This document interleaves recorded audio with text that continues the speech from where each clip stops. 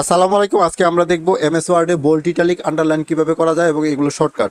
তো ধরেন এই যে একটা ডকুমেন্ট ওপেন করে রাখলাম, তো এখানে আমি যদি এই লেখাটাকে বোল্ড করি তাহলে আপনার দেখেন এই যে এখানে লেখা আছে যে হোম ট্যাবের অধীনে আপনার ফন্টের ভিতরে আপনার এই যে এখানে যদি বি লেখা আছে এটা যদি ক্লিক করি তাহলে আপনার বোল্ড হয়ে যাবে। আবার এটার শর্টকাট হচ্ছে কন্ট্রোল বি চাপলে আপনার এই যে দেখেন নর্মাল হয়ে গেল, আবার যদি কন্ট্রোল বি চাপি তাহলে এটা বোল্ড হয়ে যাবে। তারপরে হচ্ছে ইটালিক। ইটালিক কিভাবে করবেন, ধরেন এই লেখাটাই আমরা ইটালিক করব। এই যে এখানে আই লেখা আছে দেখেন, এটাকে ক্লিক করলে ইটালিক হয়ে যাবে।